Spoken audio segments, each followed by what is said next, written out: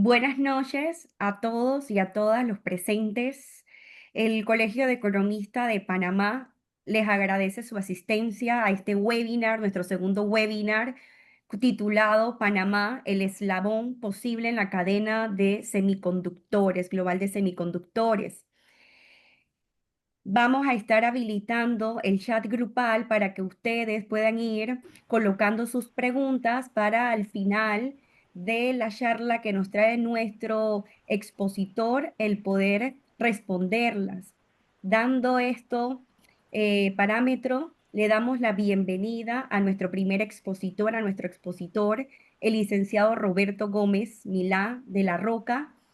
El expositor es licenciado en Economía y Ciencias Políticas, con énfasis en Relaciones Internacionales por la Universidad de Columbia en Nueva York y cuenta con una maestría en Administración y Dirección de Empresas del Instituto Tecnológico y de Estudios Superiores de Monterrey. Posee una amplia experiencia en los mercados de deuda y capitales y actualmente se desempeña como investigador económico en la Embajada del Estado de Qatar en la República de Panamá. Ha sido columnista del diario La Prensa y actualmente es comentarista comentarista económico del programa televisivo Banca al Día y Negocios, transmitido los domingos a las 8 p.m. por RPC Televisión. Con esto, un expositor de lujo, le doy la palabra al licenciado Roberto González. Bueno, muchísimas gracias a Andrea, de verdad que me sentí como un ministro con esa presentación, así que le agradezco mucho. Mi nombre es Roberto González Milá de la Roca, para mí es un enorme gusto estar aquí y sobre todo explorar algo que a falta de un término más técnico es un tema que está en el ambiente y es muy sexy en estos tiempos, que es el tema de los semiconductores y Panamá.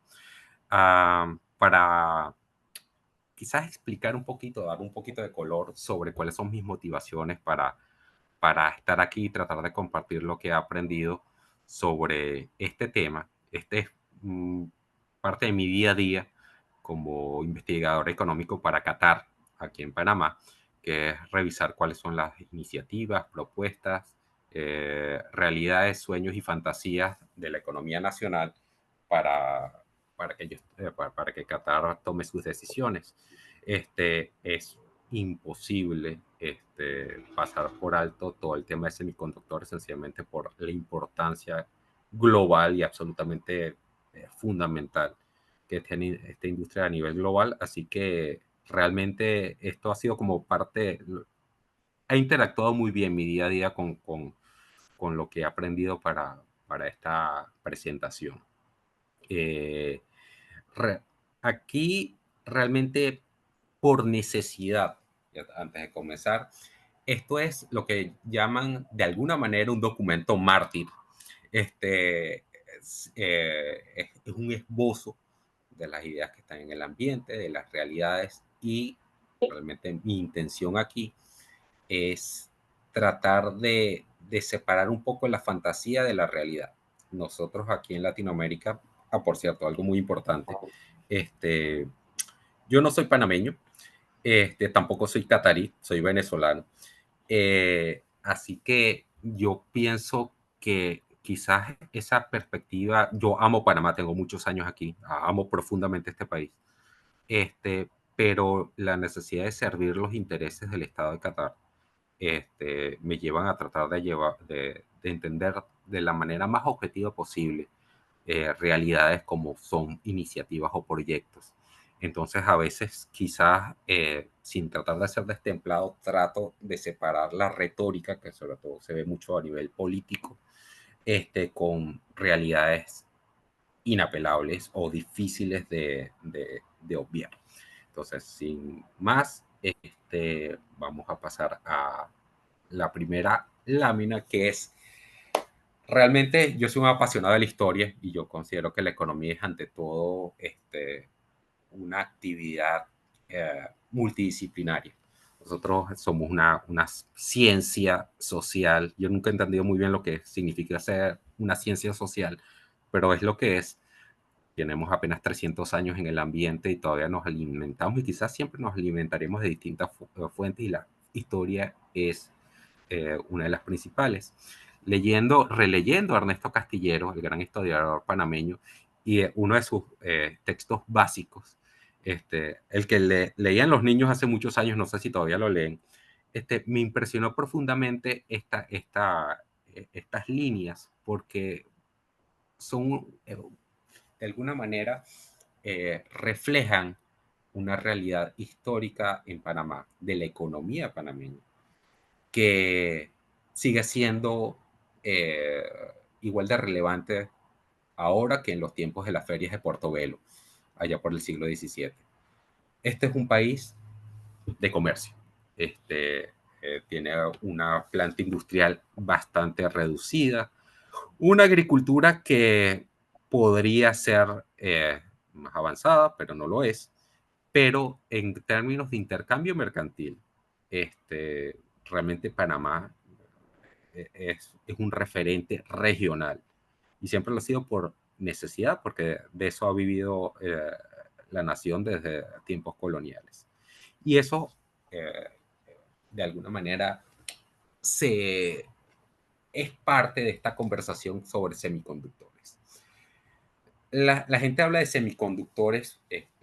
¿Ven ahí la lámina del semiconductor? ¿Aló?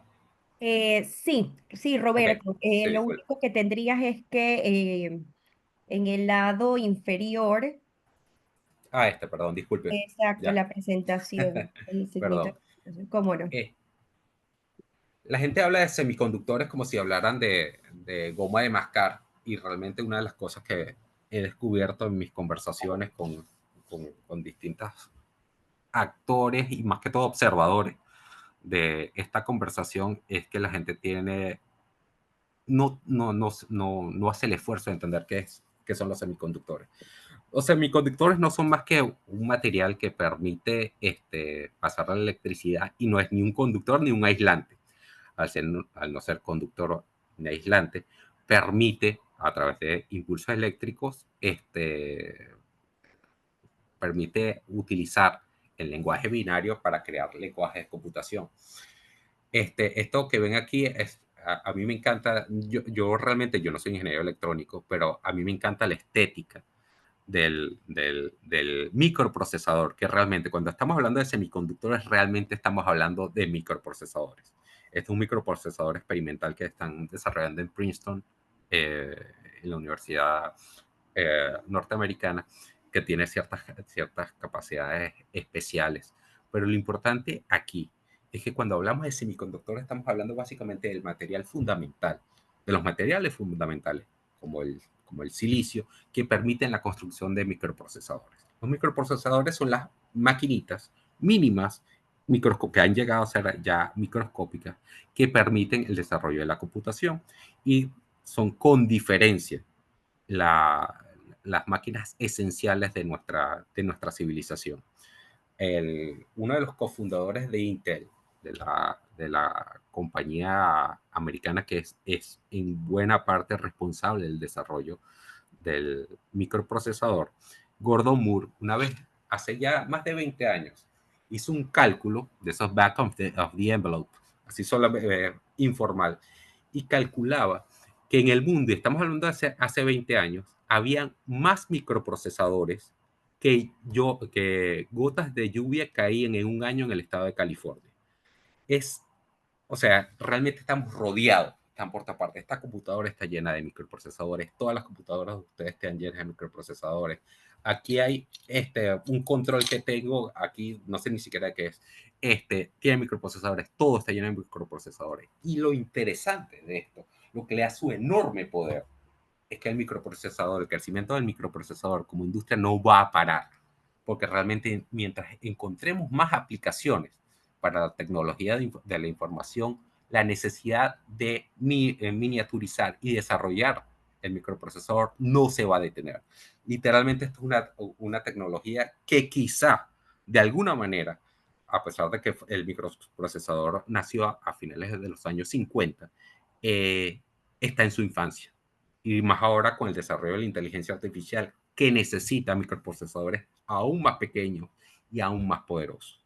Es, es realmente impresionante la ubicuidad de esta maquinita que lo transforma todo.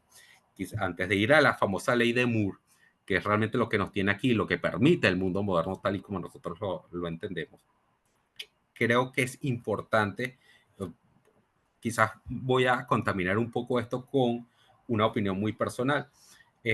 Hay un gran venture capitalist, un inversionista de riesgo que se llama Peter Thiel. Peter Thiel también tiene fama de sus asociaciones con el presidente Trump, lo ayudó, estuvo trabajando con él y todavía trabaja con él ciertas cosas, pero entre otras cosas es un gran inversionista. Él escribió un libro que es From Zero to One, de 0 al 1. Y él dice algo que a mí siempre me ha parecido intrigante desde que lo leí hace un par de años. Él considera, y la de él es una opinión calificada, la mía no es porque yo no soy un tecnólogo, que realmente nosotros vivimos, y esto es realmente sorpresivo, pero intrigante y sugestivo, en una época de estancamiento tecnológico desde los años 70. Realmente la tecnología no ha avanzado mucho desde los años 70. Lo que sí ha avanzado es este señor, el microprocesador. Y ese avance se puede capturar desde el punto de vista matemático con la famosa ley de Moore. El mismo señor que les mencioné hace un rato, Gordon Moore, uno de los cofundadores de Intel. Él calculó, y fue un cálculo realmente, la historia es interesante, pero básicamente fue casi un chiste, porque realmente no fue un estudio, no fue una monografía, que el número de transistores, que son las piecitas esenciales que permiten el intercambio electrónico dentro del microprocesador, se doblan cada 18 meses. Pensar algo que se doble cada 18 meses parece impresionante, pero cuando llevas esa progresión a través, a lo largo de un periodo de tiempo ni siquiera considerable, sino razonable de 20, 30 años, estamos en presencia de una progresión exponencial. Yo no sé cuántos de ustedes leyeron cuando niños El hombre que calculaba de Malbatán, pero él lo explica el tablero de ajedrez. Si ponemos, recuerdo que era una semilla en el caque, en el primer cuadradito, 2 en el segundo, 4 en el tercero, 8 en el próximo, 16, etcétera. Al terminar llegar a al número 64, realmente el número que sale de esa progresión es mayor a la cantidad de átomos que hay en el universo. Una progresión exponencial realmente es algo que el cerebro humano encuentra difícil de comprender. Y por razones eh, físicas, etcétera, estos microprocesadores durante 60 años, algo más de 60 años porque se crearon a finales de los años 50, han mostrado la ley de Moore, es decir, un desarrollo exponencial. A este paso, realmente, ideas como que podamos replicar la inteligencia sobre semiconductores parece posible. Y llegan mis elucubraciones, porque realmente no soy ingeniero, no soy tecnólogo, pero la ley de Moore es un buen candidato cuando hablamos, cuando si necesitamos o estamos ante la necesidad de candidatear los fenómenos más importantes de nuestra civilización actual, sería la ley de Moore. Es lo que permite todo.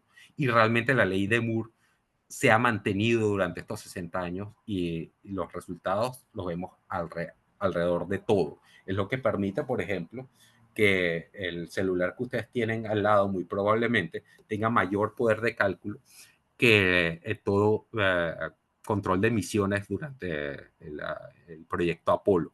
Parece una tontería, pero no lo es. Ustedes ven esas imágenes gloriosas. A mí me encanta la historia de la carrera espacial y todas esas computadoras enormes que eran IBM, principalmente, todo el poder tecnológico, todo el poder de cómputo que tenía NASA en ese momento, no se compara a lo que ustedes tienen en las manos o al lado de la computadora en estos momentos en el celular. Cuando uno empieza a capturar esa realidad, es realmente cambia muchas perspectivas. ¿Qué es el mercado global de estos semiconductores? Yo aquí saqué esta lámina de una, ay, perdón, de una consultora de Mordor, que es una consultora que a mí me gusta mucho, que me parece que son muy limpios, Mordor Intelligence, que utilizan, me parece muy limpio su trabajo. No estoy haciendo la propaganda, pero realmente son muy buenos. Este es un cálculo de lo que significa del tamaño total del mercado global de semiconductores. Pero esto es para que se den una idea. La economía global aproximadamente es, mal contado, 100 trillones de dólares a la americana, es decir, 100 millones de millones.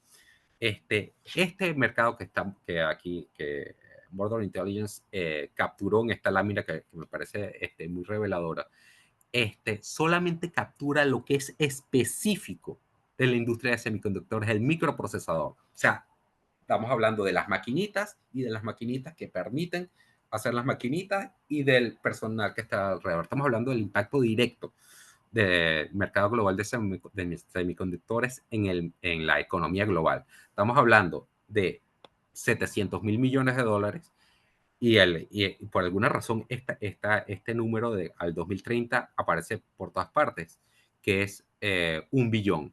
Eso es aproximadamente cerca del 1% de la economía mundial. Pero esto se queda realmente, no es más que una aproximación al impacto que tiene que tiene el microprocesador en la economía global. Esto es directo, esto está sencillamente tocando el aparato.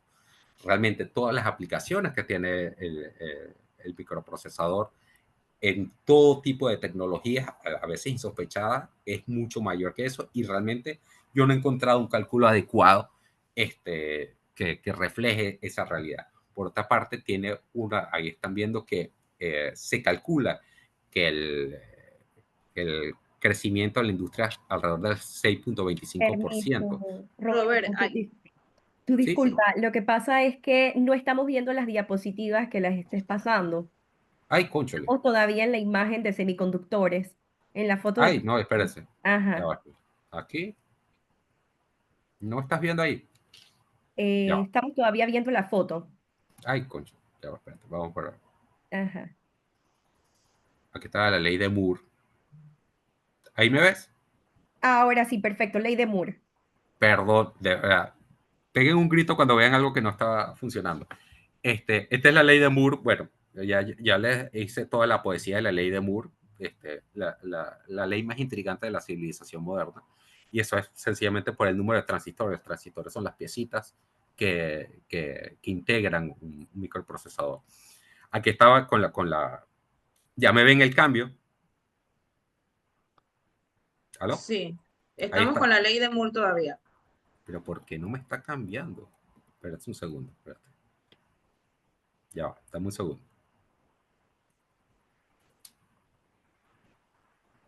Si no, voy a hacer esto así. ¿Ahora? Ahora vemos el mercado global de los Lo haré semiconductores. así, porque no sé qué está pasando aquí.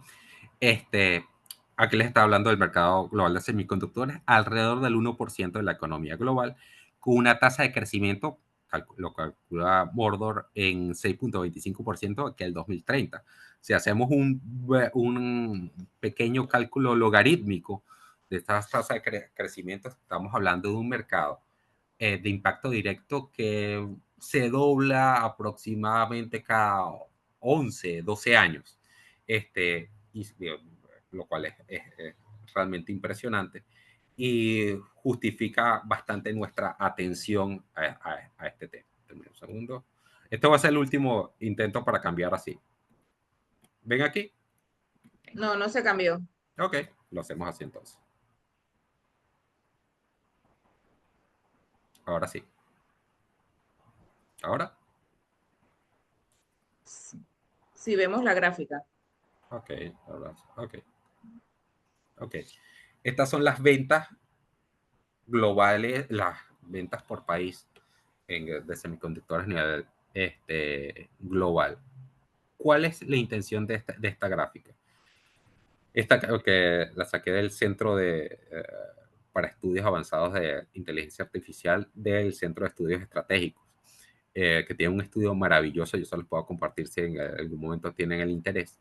Y lo que estamos observando aquí, y este es uno de las primeras, los primeros insights importantes dentro de la industria de microprocesadores está altamente concentrada en países que realmente tienen un ecosistema tecnológico que les permite captar el negocio de ciertos segmentos de la cadena de valor.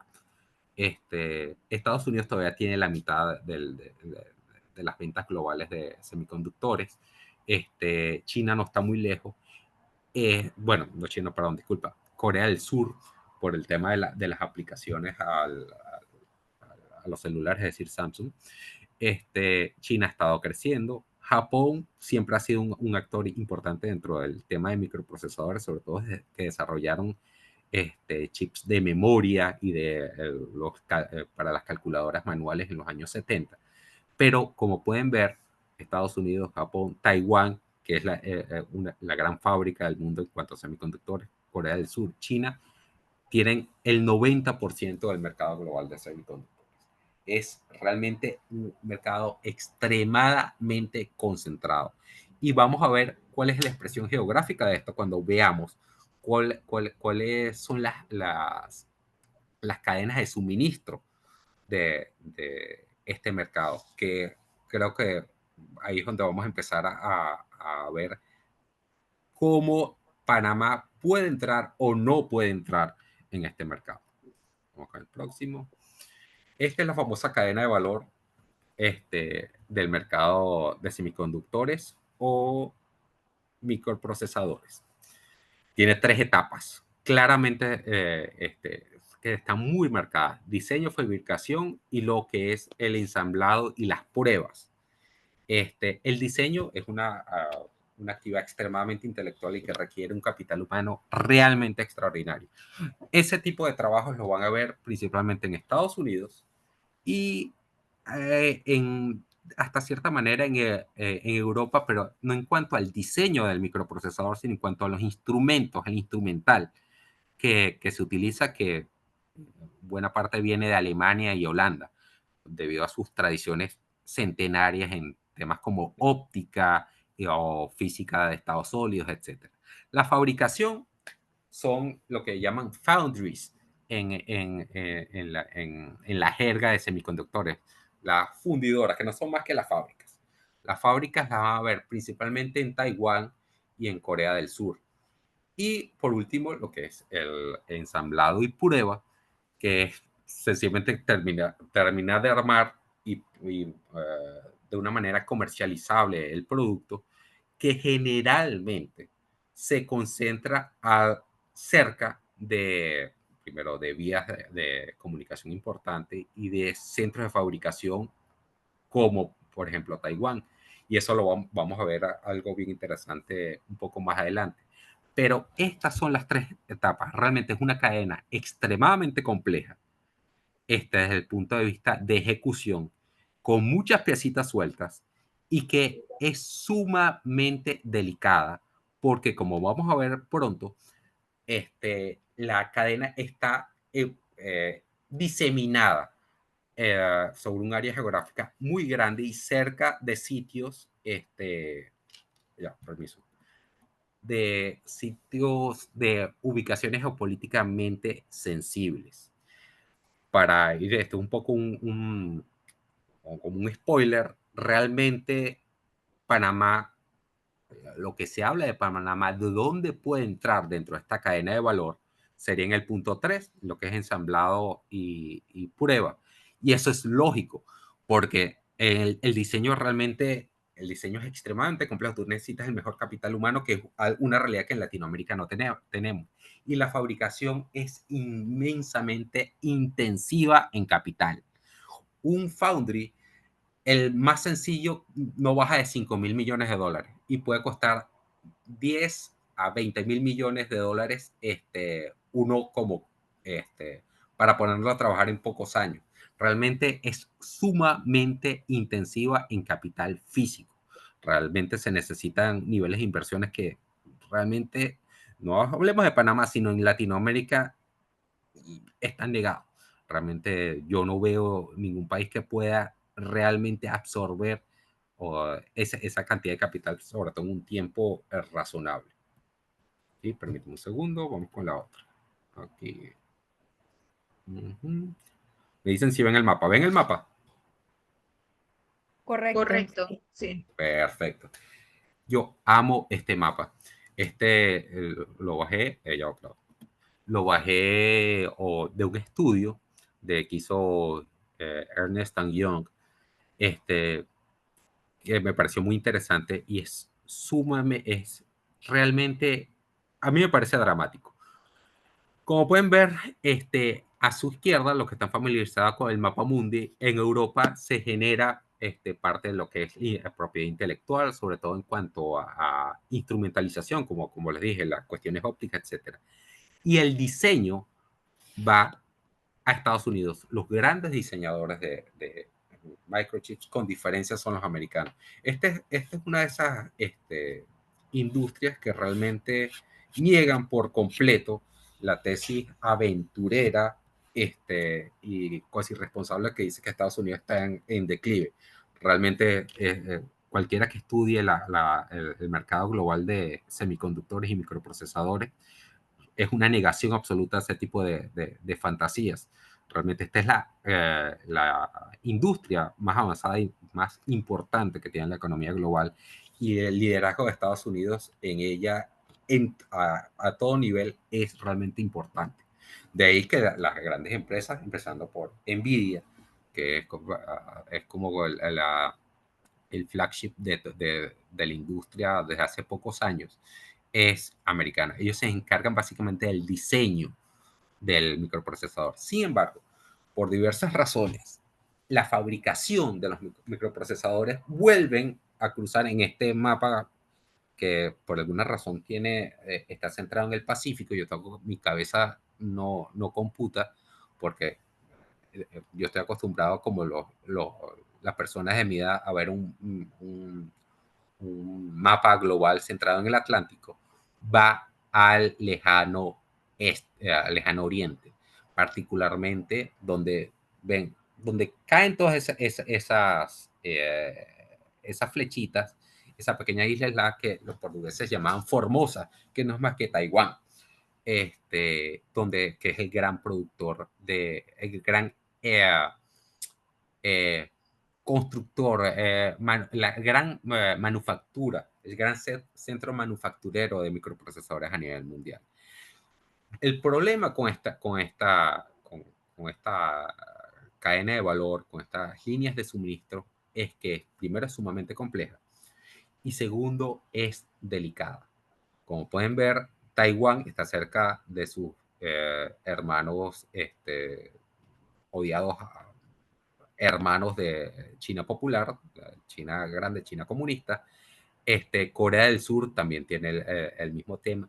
Por otra parte, y esto no es un juego, realmente el tema de los accidentes, de los terremotos en el área, es un tema que ha requerido bastante tinta de parte de investigadores y economistas a lo largo de los años, porque si llega a haber un terremoto de 8.5 en la escala de Richter en Taiwán, realmente la industria global de microprocesadores y todo lo que depende de ella, que cada vez va, va tomando vigencia en los más diversos quehaceres, se vería interrumpida. Entonces, de ahí viene la preocupación de estrategas, particularmente estadounidenses, que aquí hay un problema. Y por ahí viene Panamá. Ese es un problema. Lo que ustedes están viendo ahí, ese mapa, que me parece que es bastante completo, es un enorme problema de seguridad. No es un problema económico, porque realmente la industria está funcionando a las mil maravillas. Tanto así que esta industria impulsa la capitalización de 3 y tantos trillones de dólares de Nvidia, que por momentos se ha cotizado como la empresa de mayor capitalización de mercado en el planeta. El negocio está bien, el negocio no tiene problema, el problema es seguridad. Y el problema de seguridad porque la manufactura del microprocesador está cerca del gran rival geopolítico de los Estados Unidos, que es China, y además esa ubicación tiene los problemas de los grandes accidentes naturales. Para mí es impensable que un terremoto pueda partir una línea de suministro global, pero sí existe la posibilidad. De ahí que, por ejemplo, permítanme que estoy cambiando, ahora vamos a ver un mapa, que es el de Penang, Malasia. Lo que vimos en el mapa anterior, no sé si se dieron cuenta y se han debido dar cuenta claramente que la particularidad para Panamá es que está totalmente fuera de nuestra área de influencia. O sea, Panamá está fuera del juego, tan sencillo como eso. No hay, de hecho, vamos a regresar, porque creo que vale la pena volver a ver el mapa. A mí me encantan los mapas. Si ven este mapa, que obviamente tiene el criterio del que lo diseñó, Panamá, el istmo está totalmente fuera del juego. Aquí no pasa nada. O sea, realmente está fuera de todas las líneas de suministro, de la cadena de valor de los microprocesadores. Obviamente, cuando tenemos un problema de seguridad con las líneas existentes, ese relativo aislamiento de lo que son las líneas de suministro y la cadena de valor actual del microprocesador se convierte en un punto potencialmente fuerte de Panamá para tener algún tipo de papel dentro de la industria. Yo realmente me he dado a la tarea, parte de mi trabajo, tratar de encontrar algún... ¿Vean el mapa de Malasia? Correcto. ¿No? Ok, perfecto. El tema con tratar de buscar ejemplos de cómo Panamá, estando fuera de las cadenas de valor importantes de las líneas de suministro de los microprocesadores, qué modelo a nivel global podría ser una especie de guía para tratar de imaginar un futuro para Panamá dentro de la industria más importante del mundo. La única que yo encontré hasta ahora, y eso no quiere decir que haya más, posiblemente hay más, y lejos esté de mí la insinuación de que yo tengo la respuesta, si yo lo que tengo aquí son preguntas, es un lugar, lástima que no lo marqué, que se llama Penang. No sé quiénes ustedes están en Phuket, pero está entre Kuala Lumpur y Phuket, a medio camino, sobre el estrecho de Malaca.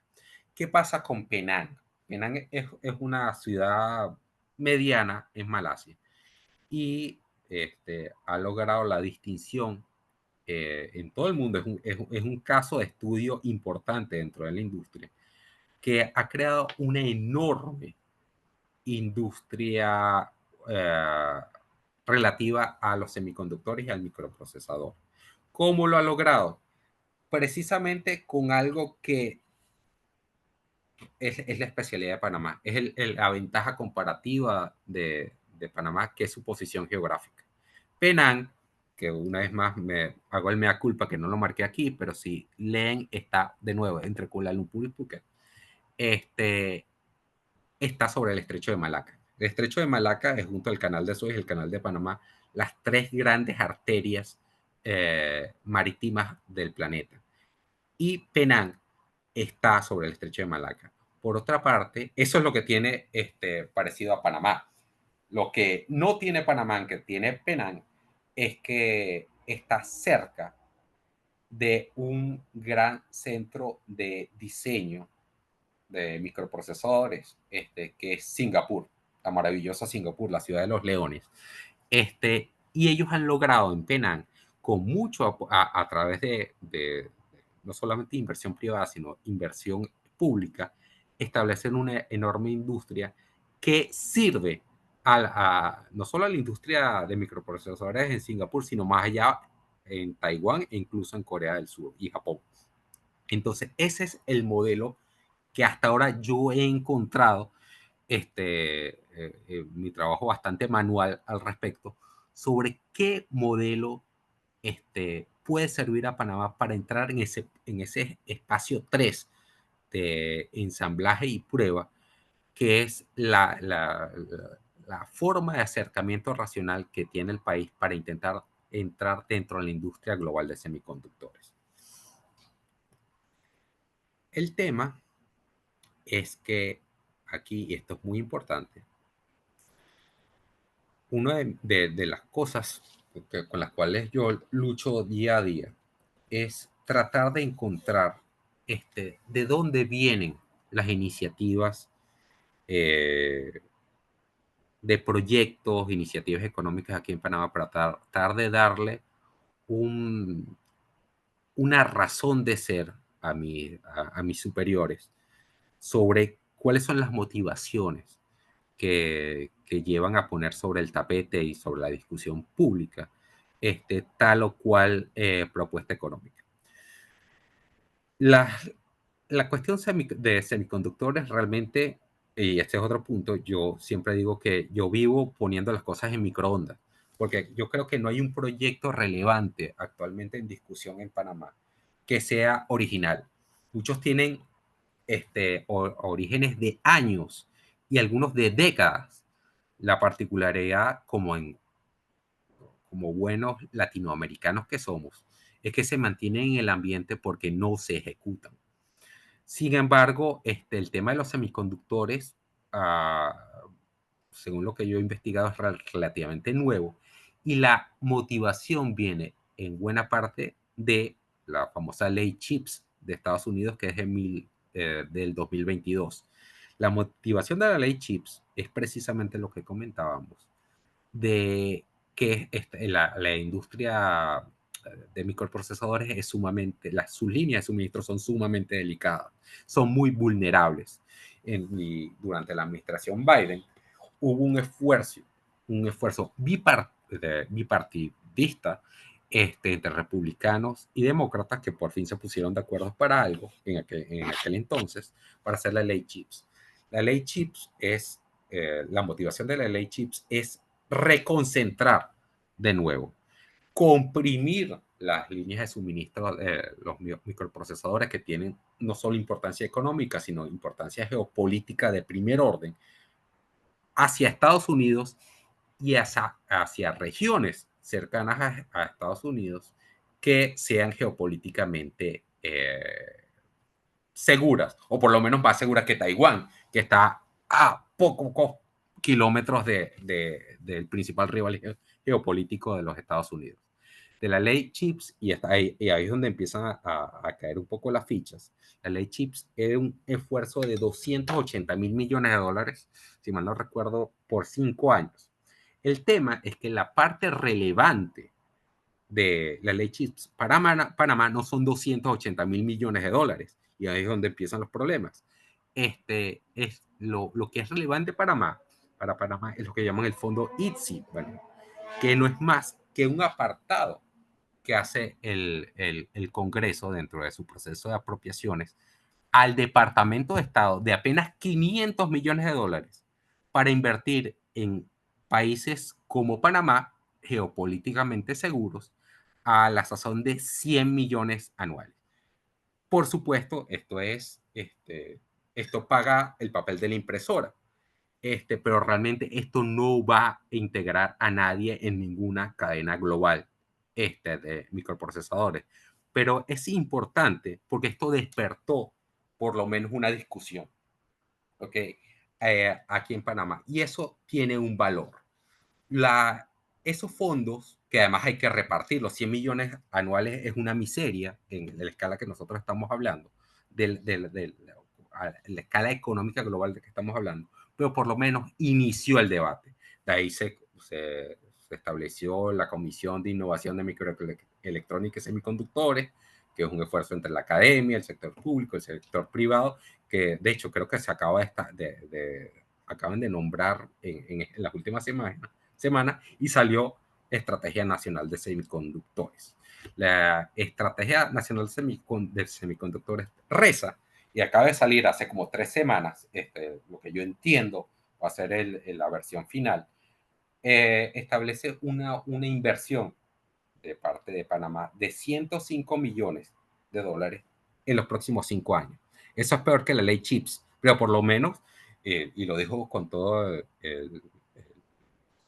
orgullo el director del CENACYT, del doctor Ortega Perría, que vamos a trabajar con fondos propios, cosa que me parece maravillosa, pero esos fondos está bien para desarrollo de capital humano, para hacer inversiones de tipo académico y formación de capital humano en una institución magnífica como es la Universidad Tecnológica de Panamá, que es una institución que yo respeto mucho.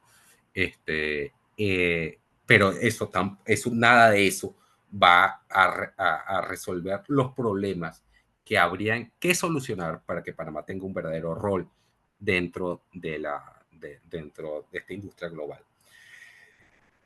Una parte realista de lo que es esta Estrategia Nacional de Semiconductores, aparte de la cuestión del capital humano, que realmente Latinoamérica es pobre en capital físico y tiene deficiencias en el capital humano. Panamá no es una excepción, y me parece que es un acierto de parte de la estrategia nacional, es, como ya mencioné antes, concentrarse en ensamblaje, prueba, empaquetado, y yo voy a pretender que no se mencionó diseño al final, pero sí se menciona aquí, o sea, las posibilidades que aquí se diseñen microprocesadores son remotas con las realidades actuales. Pero ensamblaje, prueba y empaquetado sirven porque pueden servir, porque potencia la ventaja comparativa que tiene el país, que es logística. Este país sabe de logística. Panamá es un verdadero y legítimo y genuino referente mundial en términos de logística. Y si se potencia esa ventaja, esa experticia, ese know-how, como lo quieran poner, sencillamente el saber hacer las cosas, que no es más que eso, lo demás son palabras bonitas para decir sencillamente que se sabe hacer. Ahí hay un espacio para meterse, para intentar acceder a estas cadenas globales en un ambiente geopolítico que es más cómodo para los Estados Unidos. ¿Ok? Porque, como saben, aquí hay 2 grandes actores, Estados Unidos y China China está bastante por detrás de Estados Unidos, y China realmente, Estados Unidos ha sido muy claro que, por lo menos bajo la administración del presidente Trump, tiene oportunidades limitadas en el país para la inversión. Vamos a pasar a la próxima. Estamos con el mapa. ¿Cuáles son algunos retos? Y aquí yo hice el intento de subrayar 3 retos y darle que tiene el país para acceder a esta industria, y traté de hacerlo un poco más formal para tratar de elevar el debate conceptual sobre semiconductores aquí en Panamá. Para mí, los 3 grandes problemas son, uno, y lo puse aquí en inglés porque yo cuando estaba estudiando economía, yo recuerdo de macroeconomía, mi profesor Xavier Salín Martín me dio como con un martillo cuando me enseñó esto, y yo he pasado más de 20 años, a pesar de que yo nací en el 2008, he pasado más de 20 años pensando en este problema, y es un problema que se ve en teoría de juegos y que se ve mucho también en política monetaria.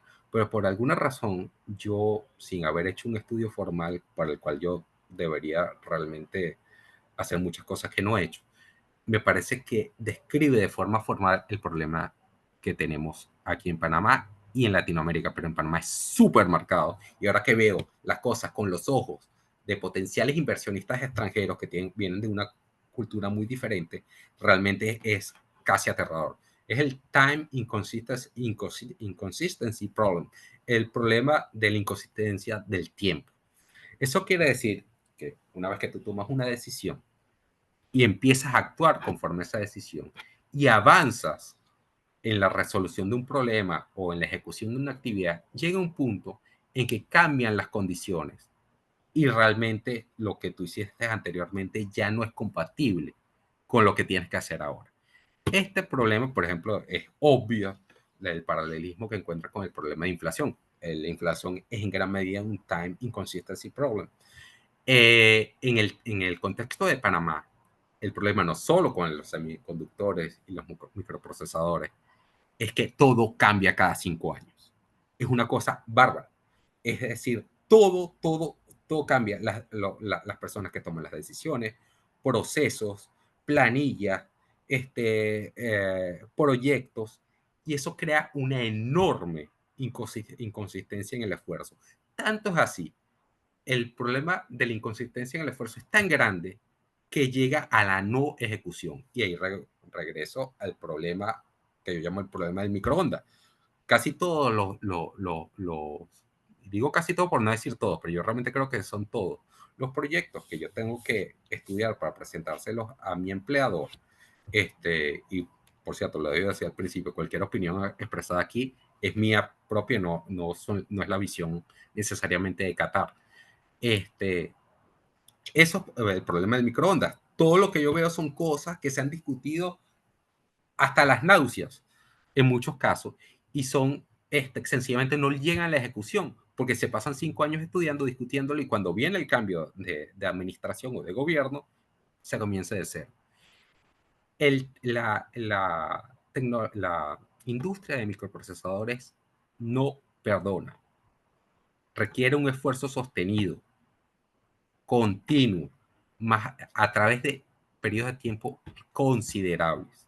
Si eso no sucede, es muy difícil poder ser parte de ella y beneficiarse de los enormes beneficios que vendrían con ella.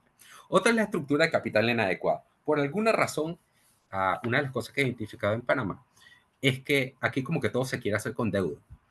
Si ustedes ven la mayoría de los proyectos que están en discusión, los puertos, sean los de la ACP, cualquiera que sea discusión, la idea, nuestro, y hablo de nuestro porque me parece que es un problema latinoamericano, el impulso es, tengo un proyecto, me endeudo y me quedo con el proyecto yo soy el dueño del proyecto. Hay sus excepciones, la mina es uno.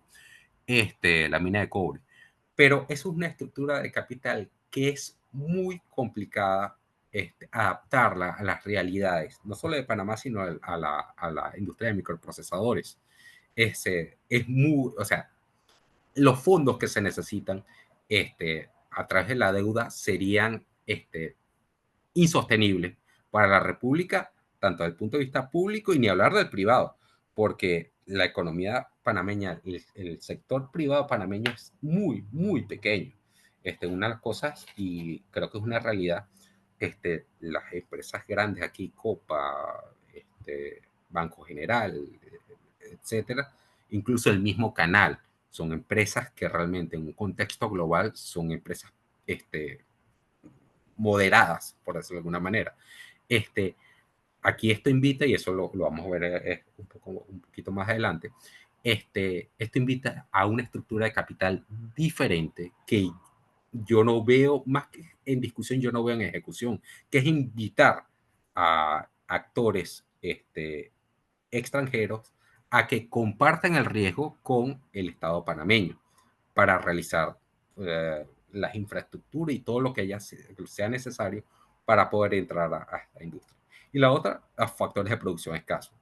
Una función simple de producción, capital humano, tierra, capital y vamos a poner emprendimiento.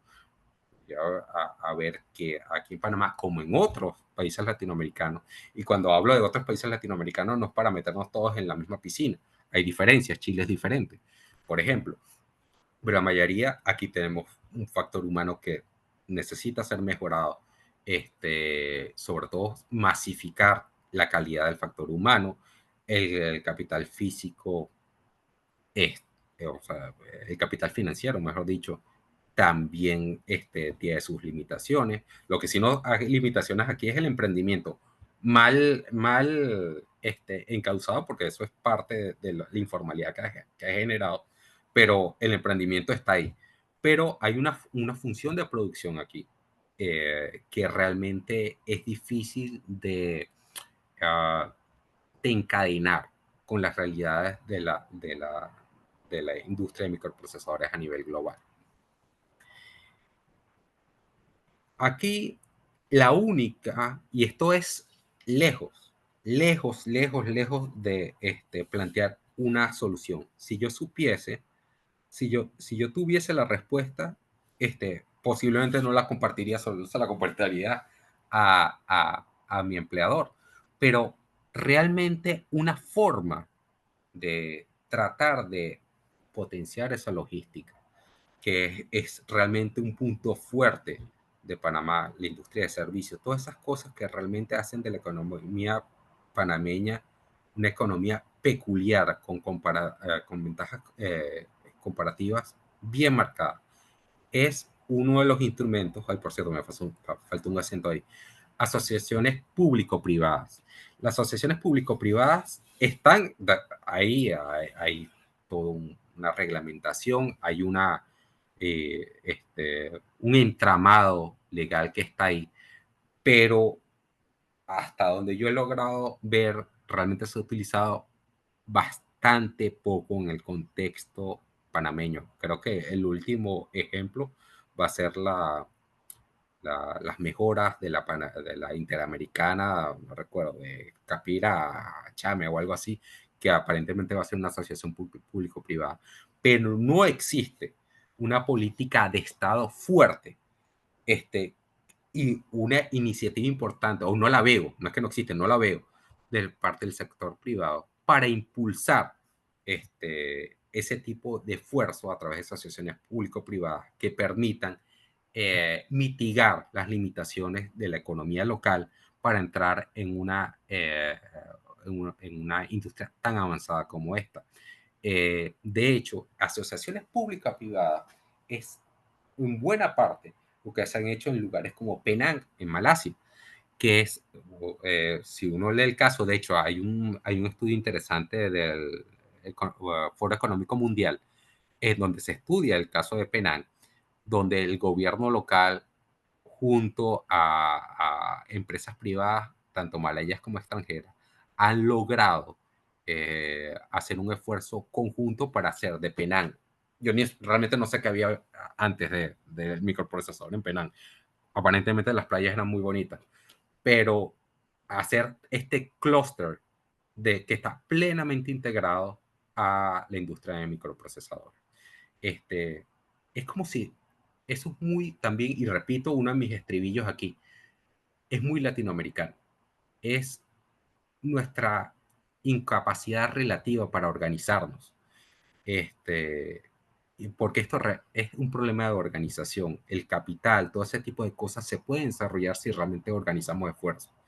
Y realmente asociar al Estado con la empresa privada exige una serie de virtudes cívicas que los que hablamos español, porque incluyó a España, donde viene todo lo bueno y todo lo malo, que disfrutamos y nos aqueja, eh, los incluyo a ellos, nos cuesta. Es un tema de organización y realmente, por ejemplo, el esquema de asociaciones públicas privadas, repito, está ahí, tiene años ahí, pero está subutilizado hasta el punto de la inacción. Y esa puede ser, o sea, yo puse aquí soluciones que me parece prepotente poner soluciones, debo poner un esbozo de una idea de que algo que puede funcionar. Cuando el Estado, que es pero con una diferencia monstruosa, el agente económico más importante del país, logre asociarse de forma constructiva con empresas extranjeras para compartir el riesgo de desarrollar este tipo de actividades. Una de las cosas que puedo decir por mi experiencia es que a Panamá lo observan desde afuera. O sea, hay conversaciones y se observa todo. Y, por ejemplo, una de las cosas que realmente, no quiero que esto ya hacia el final se convierta en una digresión, porque no lo es, pero es importante, por ejemplo, el caso de la mina de cobre, más allá de temas políticos, ambientales, etcétera. ¿Cómo se resuelve eso? Es algo que se está observando afuera, para la posibilidad no solamente de que se desarrolle industrias nuevas, sino que para mitigar un poco ese time inconsistency problem que yo identifiqué como uno de los retos formales que tiene el país para el desarrollo de esta industria. Finalmente, los voy a dejar. Yo no sé a quién le gusta la ciencia ficción, los economistas tenemos algunos tenemos la reputación de que nos gusta la ciencia ficción.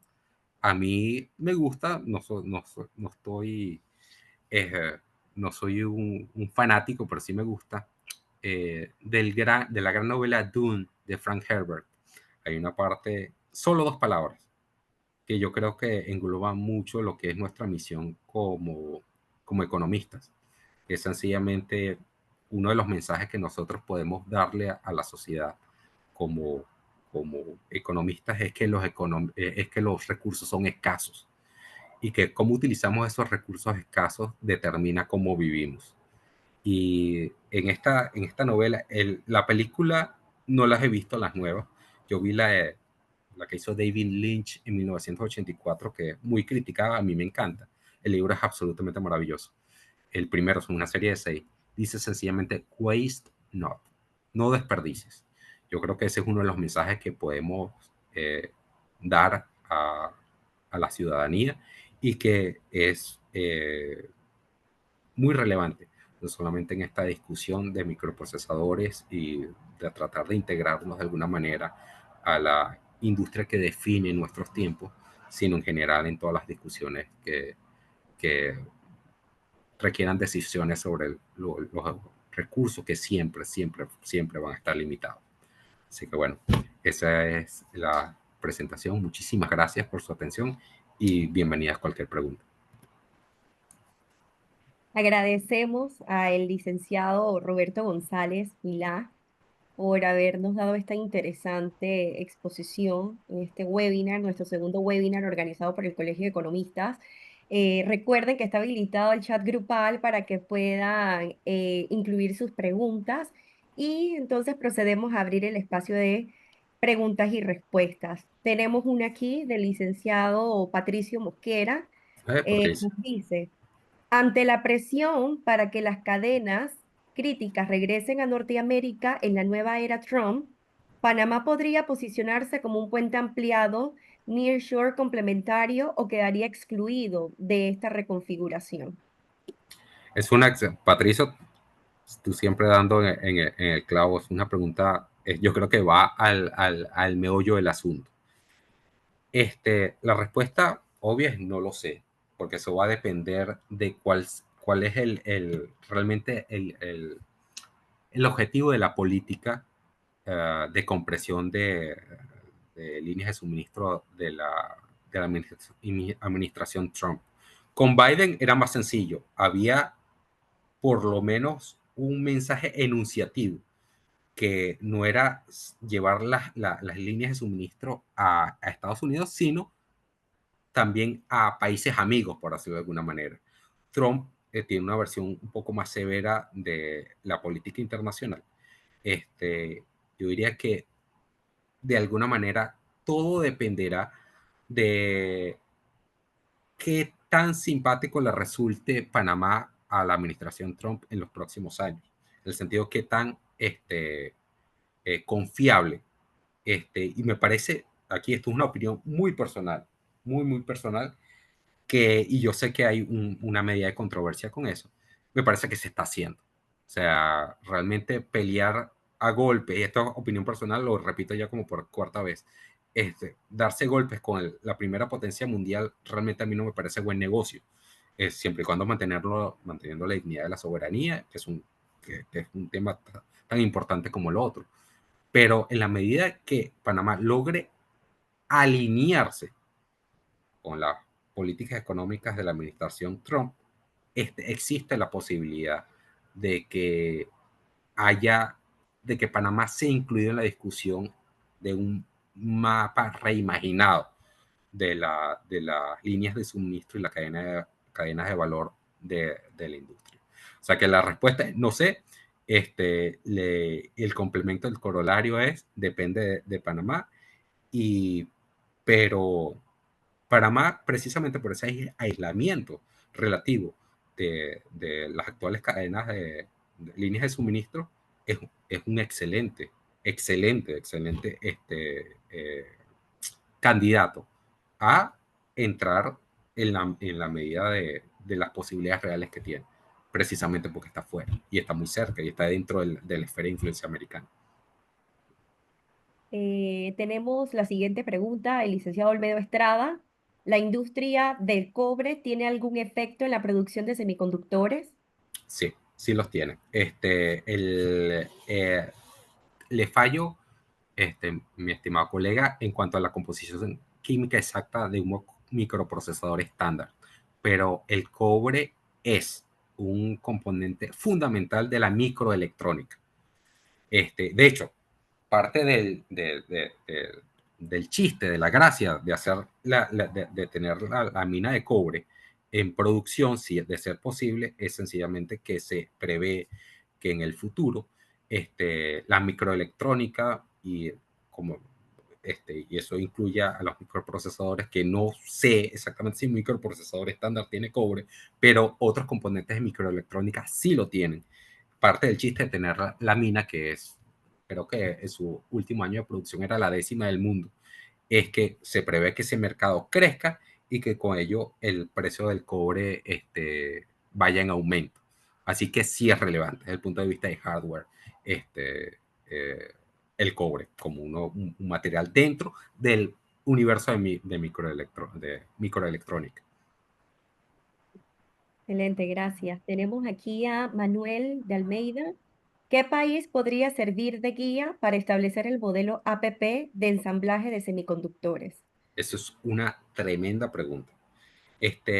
Uno, el que tengo fresco en la cabeza es, y haciendo trampa con la presentación, Malasia. Malasia y particularmente las autoridades de esa región de Penang, en las asociaciones público-privadas, son básicamente el motor de la industria en el país, y en particular en ese caso que a mí me tiene, yo nunca he ido a Penang, y yo parezco que soy de la autoridad de turismo de Penang. Yo estoy fascinado con ese caso porque es lo más parecido que he encontrado a Panamá.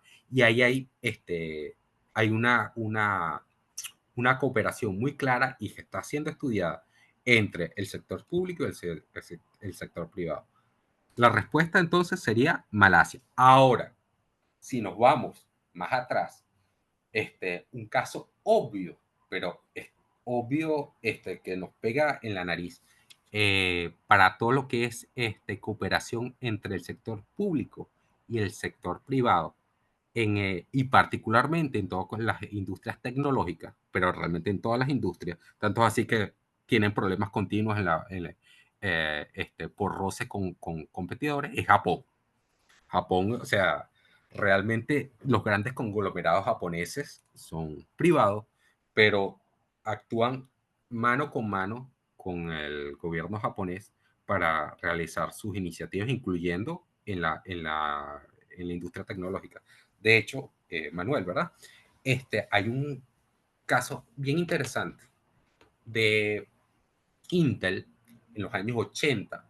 Ellos empezaron a tener una competencia muy fuerte en el tema de chips de memoria, que son como los hermanitos brutos de los microprocesadores, con los japoneses. Y le dieron y se dieron cuenta que los productores japoneses, creo que uno de ellos era Fujitsu, si me lo recuerdo, lograban vender a precios muy por debajo de lo que vendía Intel, esos chips de memoria, que repito, son los hermanitos brutos de los microprocesadores, porque tenían una serie de subvenciones y facilidades de parte del gobierno japonés. Ojo, yo no estoy diciendo, aquí no estoy hablando de dumping ni nada que estoy diciendo, después andan diciendo, no, Roberto está incentivando la competencia desleal, pero existía. Es un caso extremo, y poco deportivo, pero existía, de una asociación público-privada en Japón. De hecho, ellos tienen un ministerio que es el MITI, que es el Ministerio de International Trade, de Comercio Internacional, que trabaja, pero junto a las empresas japonesas para desarrollar sus negocios. Para terminar el cuento de Intel, cuando Intel se da cuenta que no podían competir porque detrás estaba el gobierno japonés y no podían competir en precio, los fundadores de Intel, Gordon Moore, Richard Noyce y Andy Grove, toman la decisión, una de las decisiones más importantes en la historia de los microprocesadores, estamos hablando de mediados de los 80, es abandonar los chips de memoria y competir con los japoneses, y esto es muy norteamericano, muy estadounidense, en algo que los japoneses no podían hacer, que son los microprocesadores. Ya ellos producían, pero dedicaron todo su negocio a microprocesadores, porque ya no se competía por precio, era sencillamente una tecnología que los japoneses, a pesar de su fama de robots y todo eso, no podían replicar. E Intel, a pesar de que, bueno, 40 años después, ahorita tiene sus problemas, que durante muchos años fue una de las empresas más grandes y poderosas del mundo. Entonces, Malasia y Japón me parece dos buenos casos de estudios para comenzar. Gracias, licenciado Roberto. Otra preguntita más, y esta es por parte mía. ¿Qué ¿Ah? socios, quizás además de Estados Unidos, Ya, tiene Panamá? Sí. disculpa, ¿me repites, Ajá, ¿qué Andrea? socios tiene Panamá, además de posiblemente Estados Unidos, para el desarrollo de esta industria? O sea, Mira, ¿qué posibles otros socios, además de Estados Unidos? esto es muy sencillo.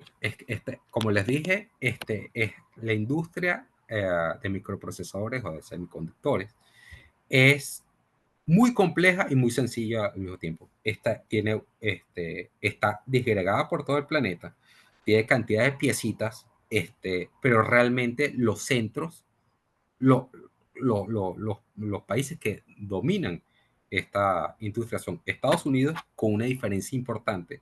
Después viene China, Japón, Corea del Sur, Taiwán, Singapur, y los europeos haciendo instrumentos que son básicamente alemanes, holandeses e ingleses, creo que tienen algo. No, mentira, los ingleses no recuerdo.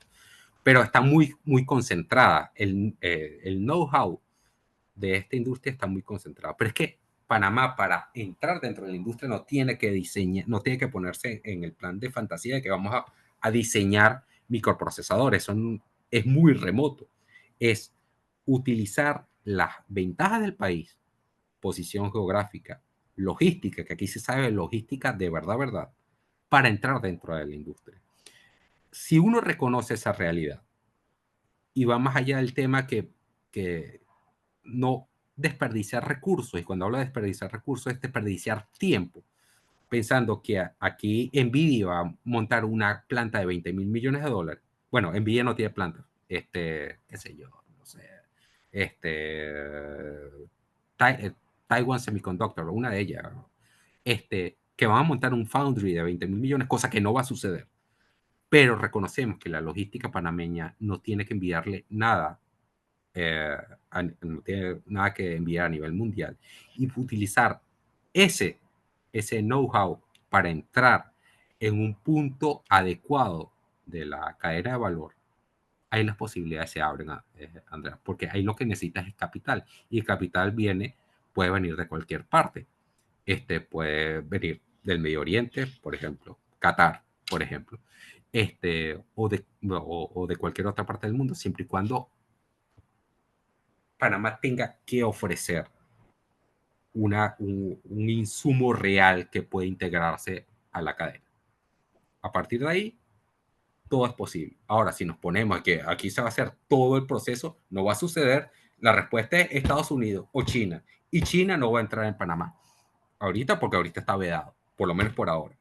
Entonces queda Estados Unidos. Pero esa es una discusión que a mí me parece como que no le sacaríamos mucho fruto. Pero si reconocemos las ventajas que tiene el país para tropicalizarlo para integrarla a la cadena, las posibilidades son el que quiera venir con buena intención. Claro. Muchas gracias, licenciado. Sí, un gusto. Cerramos el espacio de preguntas y respuestas. Por parte del Colegio de Economistas, le agradecemos la asistencia, su presencia en este webinar. Todo fue muy interesante. Le haremos llegar su certificado. Muchas gracias. Por otro lado, también queremos darle un anuncio a todas las personas que están aquí conectadas con nosotros. El jueves 4 de septiembre vamos a tener nuestro tercer webinar con el tema Hablando de la Bolsa con la Bolsa Latinoamericana de Valores Latinex. Recuerden, todo esto ustedes se pueden enterar a través de nuestras redes sociales. Con esto, agradecemos a todos los miembros del Colegio de Economistas, al público en general que nos han acompañado en estas noches. Buenas noches. Buenas